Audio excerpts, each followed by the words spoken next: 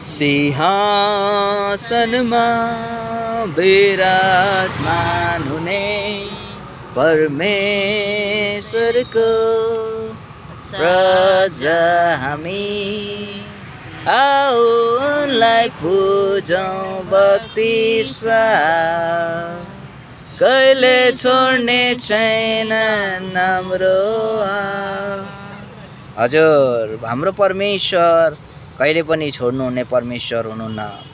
आज तपाईहरुलाई लाग्दो होला कि मलाई मेरो परिवारले छोड्यो, मेरो आफन्तहरूले छोड्यो, मेरो इष्टमित्रहरूले छोड्यो, तर परमेश्वरले आज तपाईं अनि हामीलाई भन्दै हुनुहुन्छ उहाँले तपाईं अनि हामीलाई कहिले पनि छोड्नुहुन्न, कहिले पनि त्याग्नुहुन्न। हिब्रू 13 अध्यायको 5 पदले पनि यही कुरालाई भन्दछ है।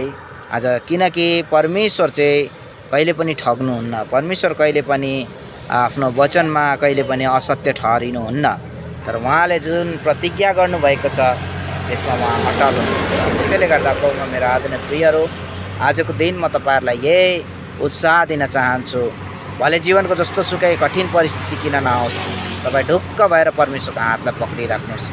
एकचोटि उहाँको हात पक्रेपछि उहाँलाई नछोड्नुहोस् है।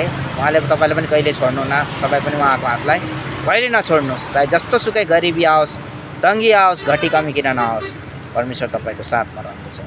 यो भिडियोलाई तपाईले ज्यादा से ज्यादा शेयर गर्नुहोस् र डेभिड खलको युट्युब च्यानललाई तपाईले सब्स्क्राइब गरिदिनुहोस्।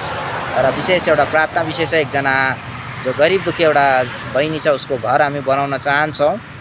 लगभग 40,000 अराउन्डको खर्च छ। प्रार्थना गरिदिनु होला परमेश्वरले सबै कुराहरू जुटाइदिनु भएको होस् भनेर। हुन्छ, सबैलाई जय मसीह, प्रेज द लर्ड।